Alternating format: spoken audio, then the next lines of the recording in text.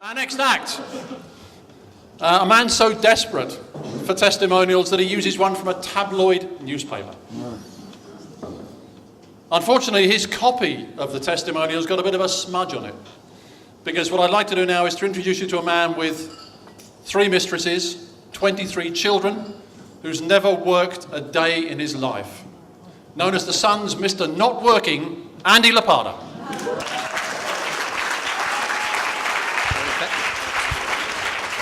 Come on, keep it up 5 more minutes. Thank you very much, Alan Stevens. Living evidence that some speakers really do have their heads in the clouds, particularly from my perspective.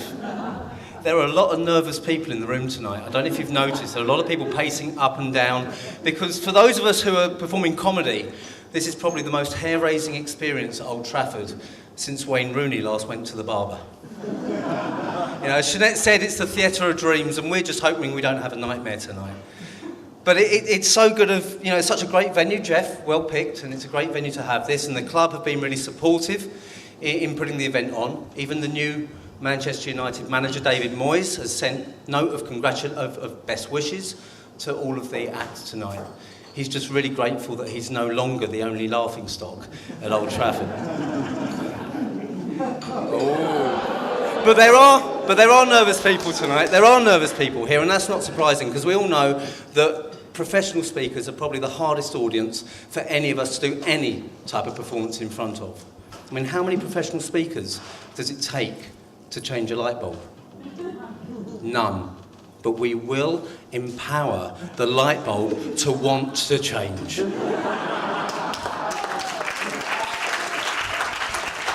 And where's Nigel? Because there is a key point there. Nigel Risner says, as long as the light bulb is in the room. But do you think, you know, I do find it odd when I explain what I do to people and you try and explain that you're a professional speaker. Because a lot of people struggle with the whole concept. Because are there really that many jobs where they'll pay you not to speak? I mean, how would it be if you went to your doctor and they diagnosed you and they prescribed all in mime?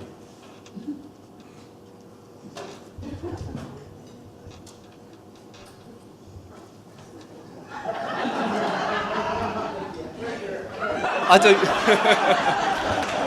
I see there are a few of you here that like innuendo, as Italian doctors call suppositories. But I do find it hard, and I find it very difficult when people ask me what I do for a living, because trying to describe it in a way that doesn't sound arrogant, really, is quite difficult. And not long ago, I was on the tube, the train in London, and this woman came on and she sat down next to me and she started chatting away.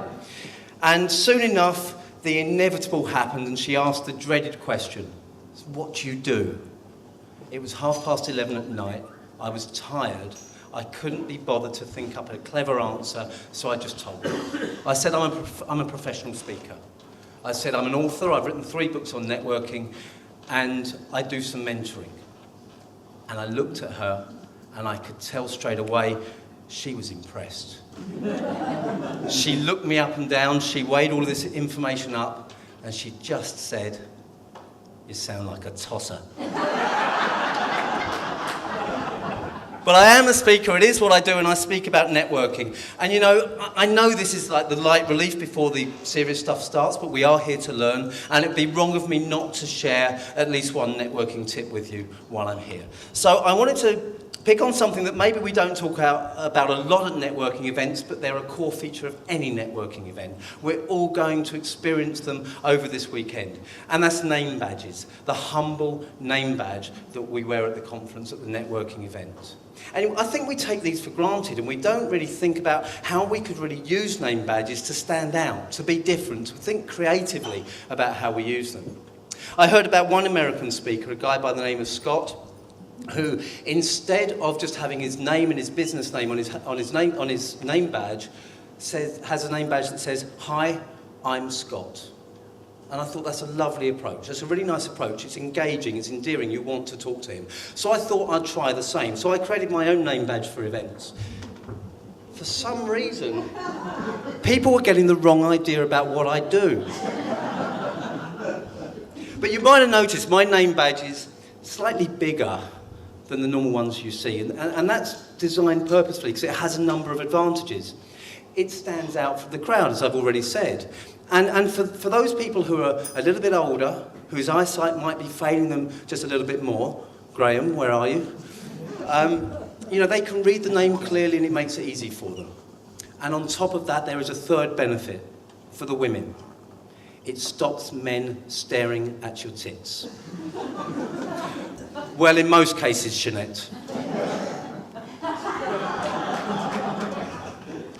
But, you don't always make the right impression. And while standing out from the crowd and being memorable is the good thing, if you've made the good impression, you've got to have a backup plan if things don't go well.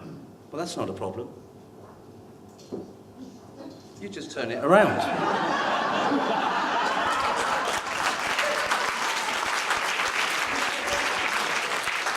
Am I wearing it on the right side, Will? I love Will. I take the mickey, but I do love Will. I think he's done a fantastic job, and his marketing is second to none. What Will has done in his marketing, I've heard, no one else has managed to surpass. He has turned his name into a verb. For those of you who don't know, whenever anyone has been through one of Will's presentations, they come away saying they've been kintished. They've been kintished. It's a great idea, and other speakers have tried it. But it hasn't really worked. They've failed for different reasons. I think it's the violence, it's the drugs, it's the sex, and it just hasn't worked. Our incoming President Jane, she was the first to try, but she just saw bookings drop off, as so many delegates just found they didn't want to go somewhere where they were getting gunned. And then Aid, our creative genius, Aid stepped in. He didn't notice the drop-off in bookings because so many people liked the idea of going to an event and getting stoned. However, Hayley, our president's wife, there's furore in Newcastle in the northeast. Hayley hates the fact that there are all these women all around the big market just saying, I'm getting rammed this weekend. Fortunately, some speakers tried different routes to market. I'd hate to think what would happen with Derek Arden. And we're not going there with Steve Head. Or Debbie Swallow. You've been a lovely audience, thank you very much. If you've enjoyed this, I've been Andy Lapata. If you haven't, you've been kintished. Andy Lapata! Andy Lapata, well done, Andy.